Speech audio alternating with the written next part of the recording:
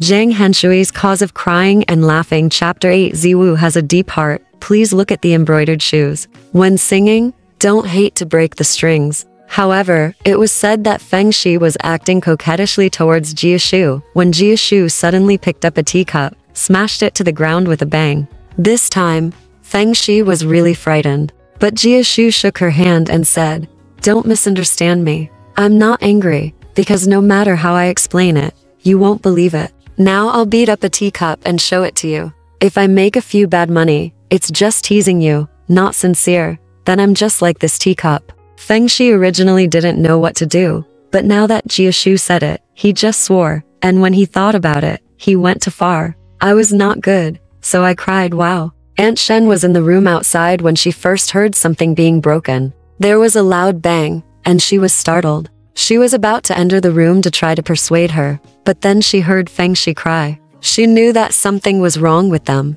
Stiff. He quickly ran in and said with a smile, "What's wrong? What you said was very good just now. Why are you so angry now?" Jiashu said, "I'm not annoyed. I threw a teacup, and she was frightened and cried. Do you think it's strange?" Aunt Shen said, "She is reluctant to throw things around. You bought this teacup." She cried. Feng Shi turned over and sat up, pouted and said, "I'm so upset, but you're still happy." Aunt Shen said, "What's wrong with me? I have to cry in each other's arms just for a teacup. One game?" He clapped his hands again and walked away laughing. After Aunt Shen left, Jiashu took Feng Shi's hand, sat on the bed together, and asked with a smile, "From now on, you won't distress me, right?" Feng Shi said, "It's all your own fault." Suspicious.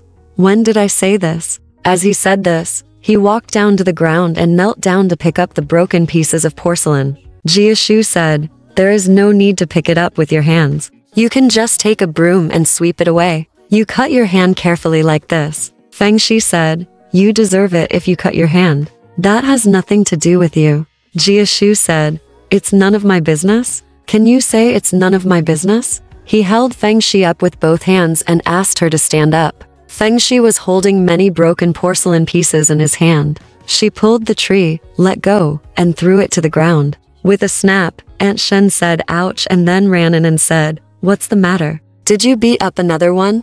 Don't talk to something that can't talk." Angry. "I'm so anxious. If this happens, I'll have to cry first." As he said this, he walked in and saw the broken porcelain pieces. "What's going on? Didn't you beat them? Sweep away the broken pieces of porcelain." Aunt Shen saw that their faces were no longer as angry as before, so she found a broom and swept away the porcelain shards. Jiashu said, "Look at your mother. She smiles reluctantly on face, but in fact I feel very sad. Please don't be angry in the future." Feng Shi said, "After all this quarrel, I am still angry." Jiashu said, "As long as you are not angry, it will be easy to handle." "Yes. I'm going to be a little presumptuous today and offend you. From now on, I will always talk nicely when something happens, so don't take it off." As he said this, his hands fluttered, just patting her shoulders. At that moment, Feng Shi stood up and looked in the mirror, slowly arranging her hair on her temples, without saying a word. She found a handkerchief, looked in the mirror, wiped the tears from her face, and applied some powder.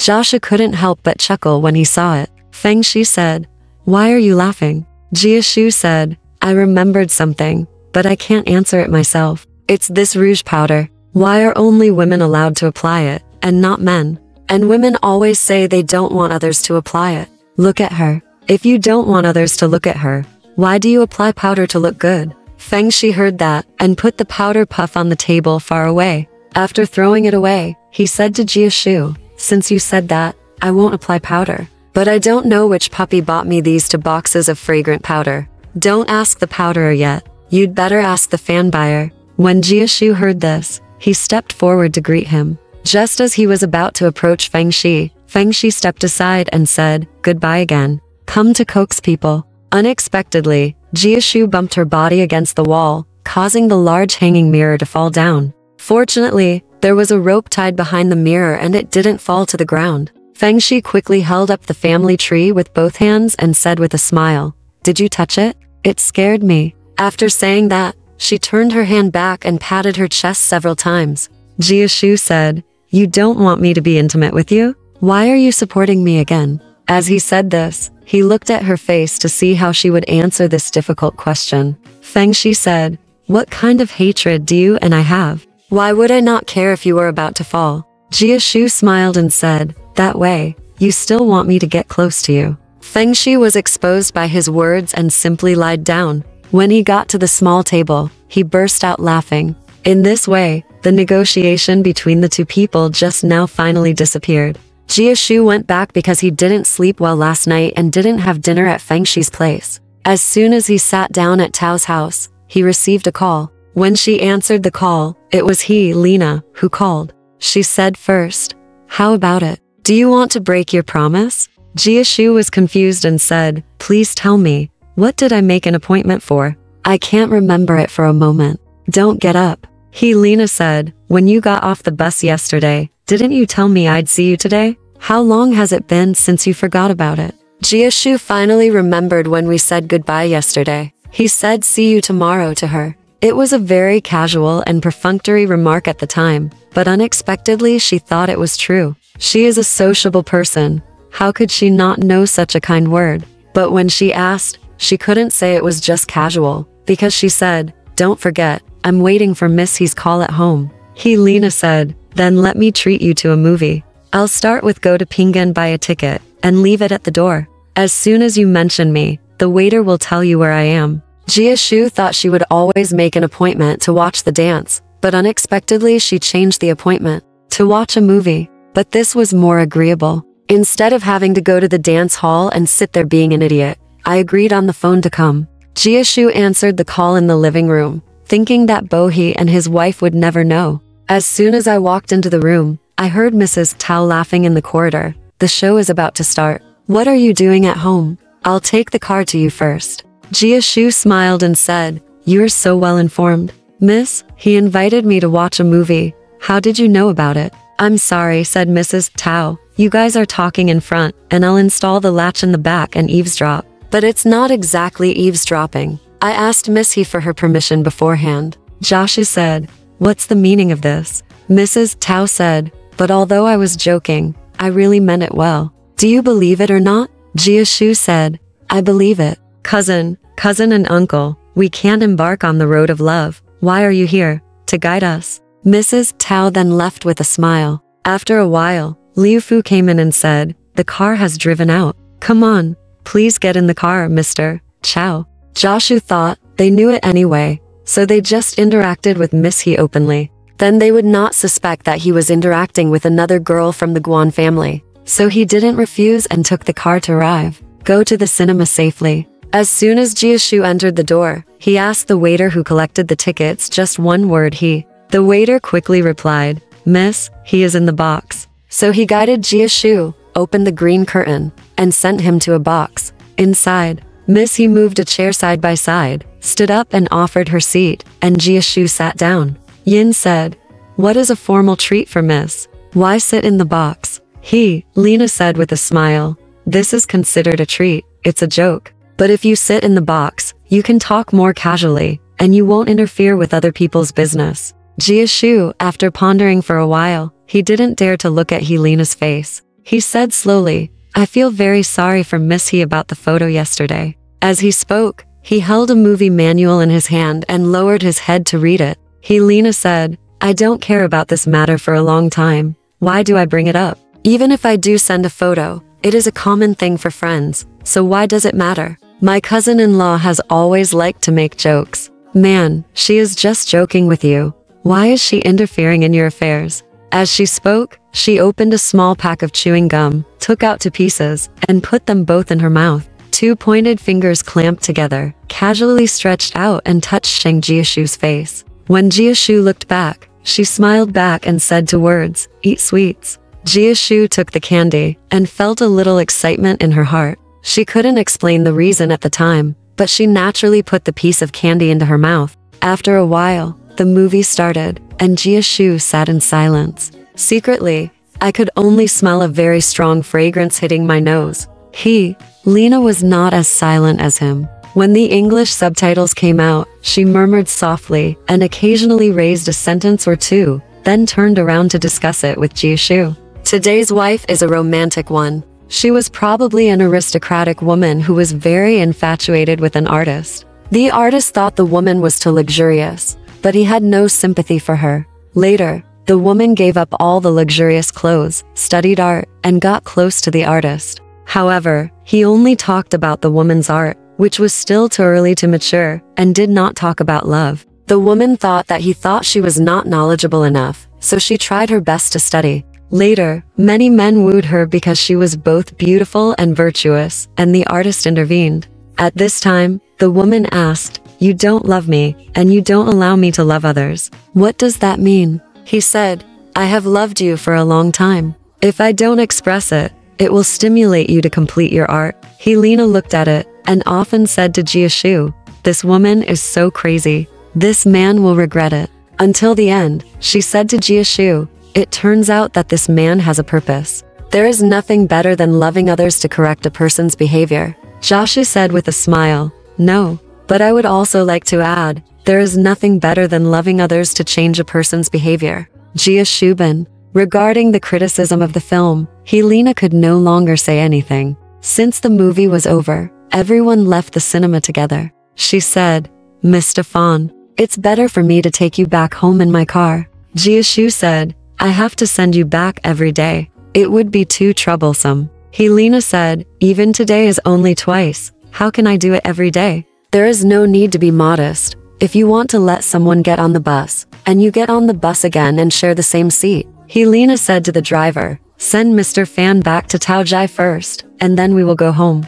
As the car drove away, Jiashu asked, "Aren't you going to the dance hall? It's still early. This is the time when the dancing is lively." Helena said, "Don't you disapprove of dancing?" Jiashu said with a smile, "I don't dare, but I don't know how to do it myself. I'm just not interested." Helena said, "Since you're not interested, why do you want me to go?" Jiashu said, "This is an easy answer, because miss, you are interested, so I advise you to go." Helena shook her head and said, "That's not necessarily true. I don't dance every day, but I just go once or twice when I feel like it. Yesterday you told me that I would dance. People who smoke are like day and night. I went back and thought about it carefully. What you said is indeed true. But if a person doesn't find one or two things for entertainment, his life will be too boring. How about introducing one or two kinds of entertainment?"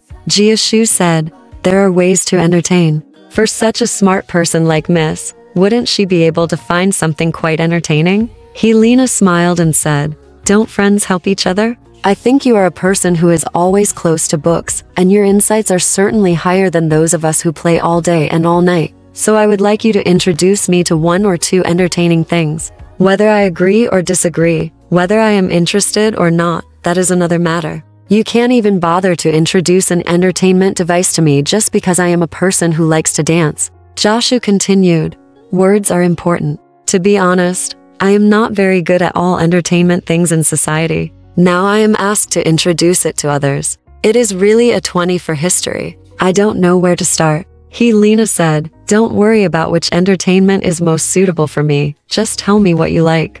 Jiashu said, "That's easy. As for now, I like music." Helena said, "What kind of music is it?" Just as Jiashu was waiting for a reply, the car had already arrived at the door. This time I didn't even dare to say the words "see you tomorrow." I just nodded and got out of the car. I thought to myself, she will never be able to come to meet me tomorrow. As luck would have it, the next day, a Russian pianist named Kabalev performed at the Beijing hotel. Before noon, he sent a ticket to the concert. The price was printed on the ticket, which was 5 yuan. The time was 9 o'clock in the evening, and it would not interfere with other things, so I had to go and see it. So when the time came, I went alone. The concert was held in the big ballroom, with rows of chairs set up temporarily. White paper signs with numbers on them were hung on the chairs. Guests took seats according to their ticket numbers and chair numbers. When Joshua was looking for his seat, a girl sitting next to him turned around. It was Helena. She smiled and said, "I guess you will come without any phone appointment. Because if you don't come to a concert like today, you are not a person who really likes music." Joshua could only smile and didn't argue further. But the main part of this concert was piano solo, and there were some Western music before and after. Although it was good, Joshua was not quite satisfied. After the concert, Helena said to him, "This music is really good, maybe it can arouse my interest. What do you think I should learn, violin or piano?" Joshua smiled and said, "I am not good at this, because I can only listen, not do it." As they talked, the two walked out of the big ballroom. This is the dining room, where they usually dance. At this time, the waiters in the hotel were arranging for the customers to take their seats. There was also a musician sitting on the small music stand, and it looked like they were going to dance soon. Joshua smiled and said, "Miss, why don't you go?" Helena smiled and said, "Do you think I want to dance again?" Joshua said, "According to what I heard, people who know how to dance will feel itchy feet when they hear music. Besides, we are in a dance hall for dancing time." Helena said, "What you said makes sense, but I have no plan to dance tonight. If you don't believe me, take a look at this." As she spoke, she stretched out a foot from under her long gown. When Joshua looked, he saw that she was not wearing leather shoes for dancing, but a pair of flat-bottomed white satin embroidered shoes. He smiled and said, "It seems that you are limiting yourself in advance." "Why?" Helena said, "For no reason. I just don't feel interested. Don't say anything else, just let me drive you back." Joshua simply didn't refuse and let her drive you back another day. In this way, Bohe and his wife understood everything very well. I thought that because their relationship had not been exposed before, their relationship was very secretive. Now that I know, I might as well make it public. Since they are clearly communicating properly, there is no need to ask. That's how it was. About a week later, the weather was getting hotter, and Helena would call Joshua every half a day or every day. She would ask him to go to the park to escape the heat, or go on a boat trip in Beihai. Although Joshua didn't go every time, he was embarrassed to refuse because of his face. That morning, Joshua suddenly received a telegram from his home in Hangzhou saying that his mother was ill and asked him to go back quickly. Joshua was panicked when he received the telegram. If his mother's illness was not very serious, she would not have sent a telegram. It would take 4 days to take the train to Hangzhou, and it was unknown whether he could catch up with the mother and son to meet. So he took the telegram and discussed with Bohe, planning to take the train tonight. Bohe said, "You are in Beijing. There is not much to do. Since your aunt is sick, you'd better come home as early as possible so that she can feel at ease as soon as possible. As for some small matters concerning friends, you can let me handle them for you." Joshua frowned and said, "Everything else is fine, but I embezzled a few hundred yuan from my fellow villagers, and I have to pay it back. My uncle hasn't sent money from Tianjin for a long time. Can you raise some money for me, cousin? As long as the money is paid back, I can leave today." Bohe said, "How much do you want?" Joshua pondered for a while and said, 500 is best. If you can't raise it, 300 is fine." Bohe said, "That's strange. If you owe someone 500, you should pay him 500. If you owe someone 300, you should pay him 300. How can you not have 500? But 300 is fine."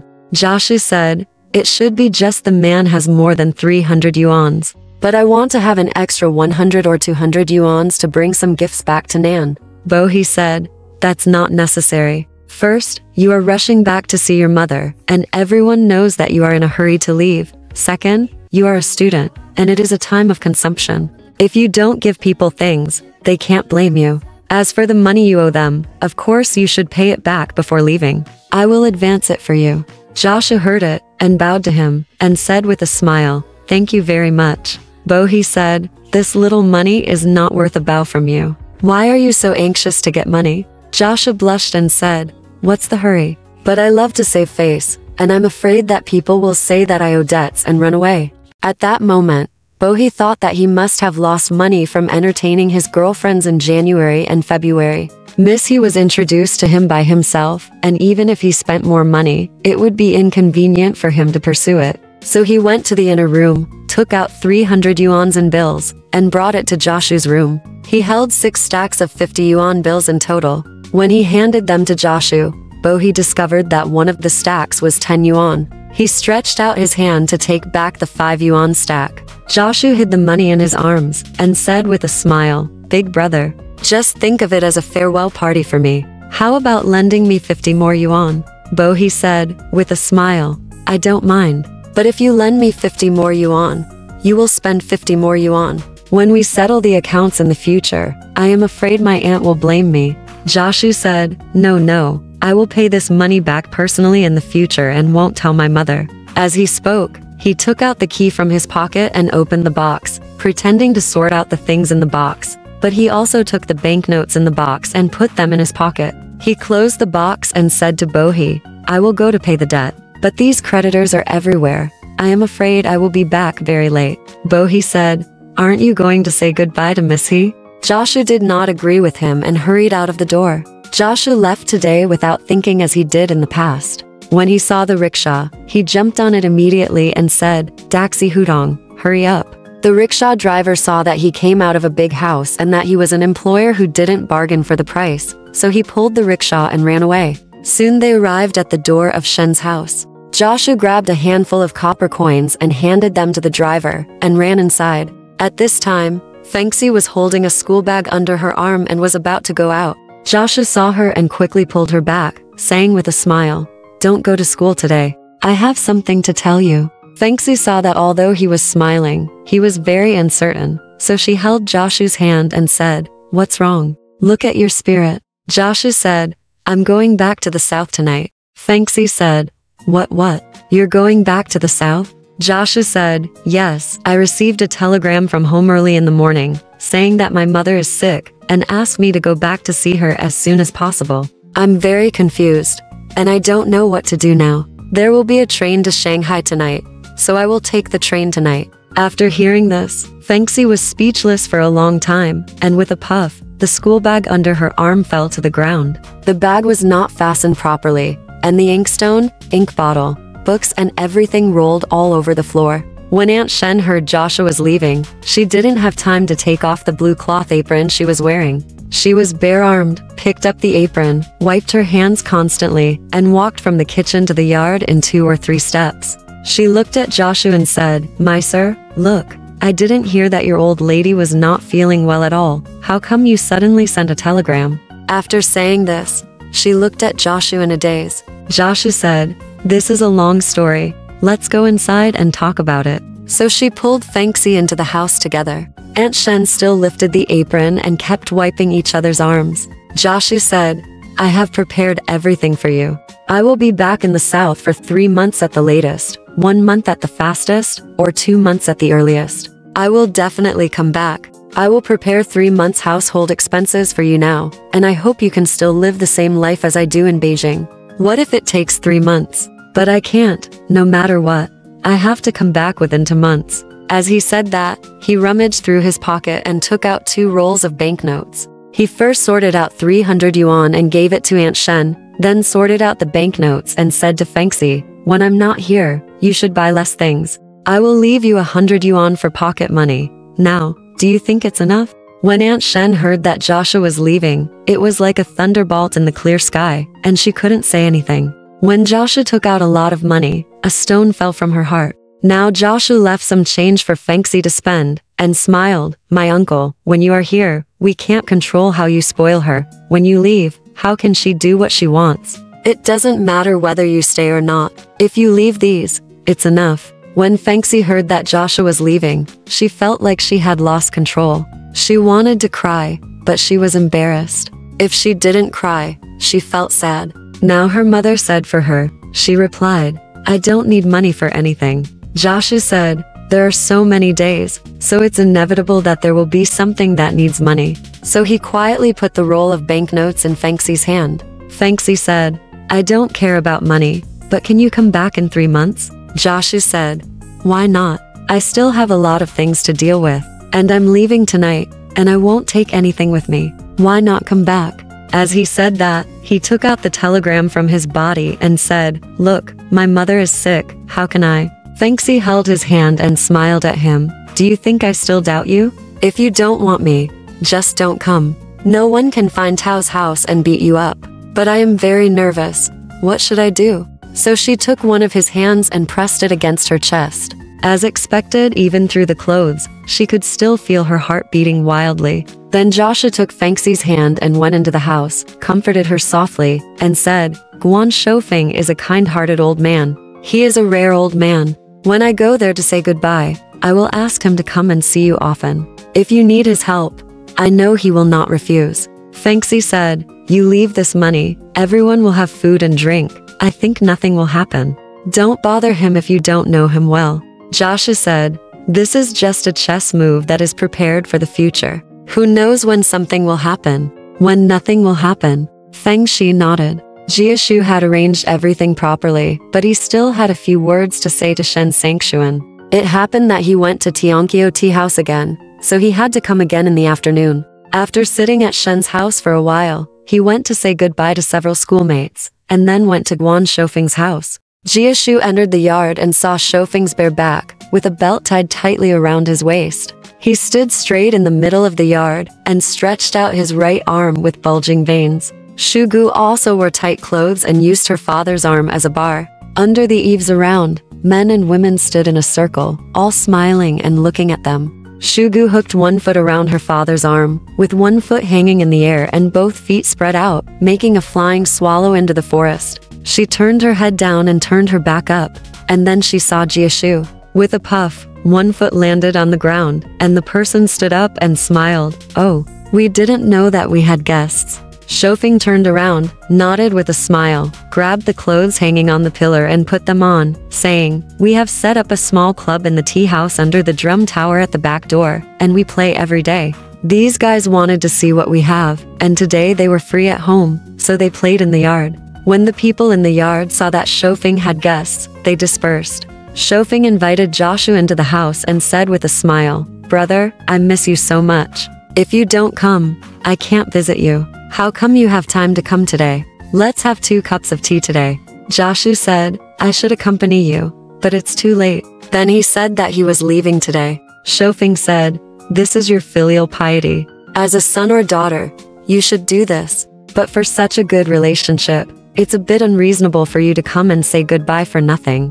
Jiashu said, uncle is a free and easy person. How can he be bound by those cliches? Before he finished his sentence, Xu Gu had changed her clothes and came out. She smiled and asked, will Mr. Fan come back after this? Jiashu said, yes. I will be back in about 3 months, because I still have a lot of things to do in Beijing. Xu Gu said, yes. Don't you have to take care of your relatives? As she said this, she glanced at Jiashu and saw that she had a teapot in her hand, ready to make tea. Jiashu shook his hand and said, don't bother. I'm very busy today and can't sit for long. See you in 3 months. Then he stood up and said goodbye. Xu Gu also said goodbye. Shoufeng shook his hand and walked slowly to the entrance of the alley. Jiashu stopped and said to Shoufeng, uncle, I have something to entrust to you. Guan Shoufeng shook his hand for a few times, stared at him, and said, little brother, tell me. Although I am 2 years older, I can still sweat if I encounter a big thing. Just leave it to me. Whether I can do it or not is another question, but I will never save a penny of strength. Jiashu paused and smiled. It's not a big deal, but my relatives are a child, and her master is not very sensible. After I go, maybe they will need help. Shoufeng said, your relatives are my relatives. Just come to me if you have anything. If she comes to see me at 3 o'clock in the morning, and I go at 4 o'clock, I am not the descendant of our martial saint. Jiashu laughed and said, uncle, you are too kind. After sending you 1,000 miles, we must say goodbye. Please go back home. We will see each other in 3 months. Shoufeng smiled, shook hands, and went back. When Jiashu got on the car and came to Daxi Hutong for the 2nd time, Shen Sangshuan had not returned. Fan Xi and her daughter were not as distraught as before. Jiashu said, my suitcases are not checked. I will go back after sitting for a while. Think about it. Do you have anything else to say? Fan Xi said, nothing. Just hope you come back soon. Come back soon. Come back soon. Jiashu said, why all these come back soon? Fan Xi said, is that too much? I wish I could say 1,000 sentences. Jiashu and Aunt Shen laughed. Aunt Shen said, I wanted to give you a farewell party. Since you are going back to pack your luggage, I will go buy some noodles and cook a bowl for you as a snack. Jiashu nodded and said okay, and Aunt Shen left. In the room, only Fan Xi and Jiashu were left. Jiashu was silent, and Fan Xi was silent too. The locust tree in the yard had dense green leaves at this time. Although the sun was at noon, the sunlight could not penetrate the leaves, and the leaves seemed even cooler and shadier, adding a sense of desolation to the room. All around was silent, with only the chirping of a few new cicadas in the distance. Jiashu looked at the window and said, "Look, there is a new layer of green gauze on the window panes, which makes the room look even greener." Fan Xi smiled and said, "You are showing your weakness again. How can cold cloth be called green gauze? Gauze is so cheap.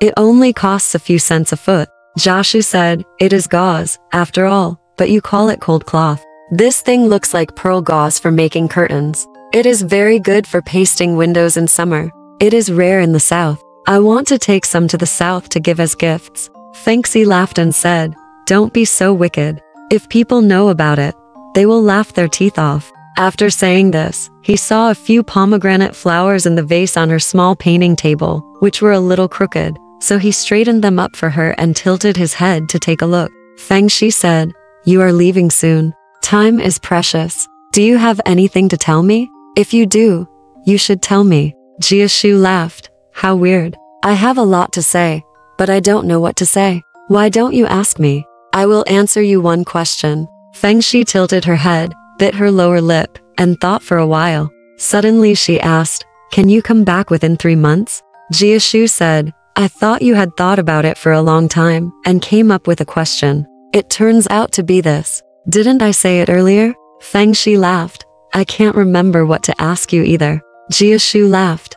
"No need to ask. In fact, we are all psychological. We don't have anything to say, so we can't say anything." The two were talking. Jiashu accidentally saw a flute hanging on the wall, and asked, "When did you learn to play it again? You said you can play. I thought it would be fun for you to listen to me playing and singing while you play. So I bought a flute and prepared them here. How about we try it today and have fun with him first?" Jiashu said, "I am very confused, and I am afraid I can't play it." Fan Xi said, "Then I will play a song for you to see you off." Jiashu received the telegram from his mother who was dying. He had no fun at all. How could he listen to the music? Fan Xi was young and only knew how to please herself. How could he know what he meant? But if he didn't let her sing, they would be separated immediately. He was afraid of embarrassing her, so he nodded. Fan Xi held the moon guitar on the wall in his arms, tried to pluck the strings first, and then asked with a smile, "You like 4 seasons of lovesickness, so let's play this one." Jiashu said, "Let me sing this on the day I come back. That will be more interesting. Do you have any sadder tune? Sing it for me." Fan Xi nodded and asked, "Why?" Jiashu said, "I was thinking about my mother. I need to sing something sad so that I can listen to it." "Okay. I will do whatever you say today. I will play a reverse or huang for you in Manchen, but I can't sing."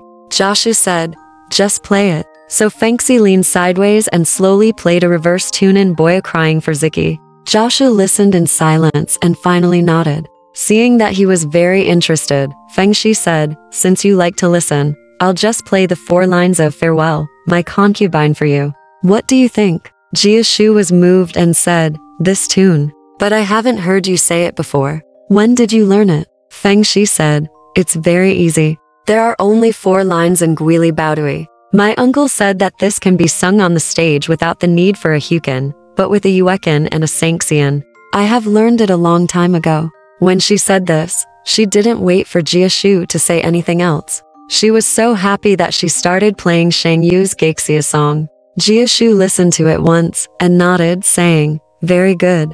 I didn't expect you to know this. Play another one." Fan Xi looked at Jiashu, held the yuekin in her arms, and played it with her 10 fingers. Jiashu always liked to listen to this play, and he had also tried to understand the tone of the song. He couldn't help but sing along with the yuekin. Only the 3rd line of the song, "How Can I Not Die?" was sung, and before the word "what" was finished, there was a bang, and the strings of the yuekin broke. Fan Xi cried out "ah," and stared at the people in a daze while holding the yuekin. Jiashu smiled and said, "You originally tightened the strings too tightly. It's okay. I don't have any taboos." Fan Xi reluctantly stood up and said with a smile, "What a coincidence." As she spoke, she hung the yuekin on the wall. When she turned around, her face was red. Although Jiashu was a new person, he was a little embarrassed to encounter such a sign, and he was also stunned. When the two were at a loss, they heard a clang outside the yard, as if something was broken. It was just unpleasant on top of unpleasantness. So what was the bad omen outside the yard? I will explain it next time. Alright, this part of the story ends here. Want to know what happened next? Let's listen to the breakdown next time.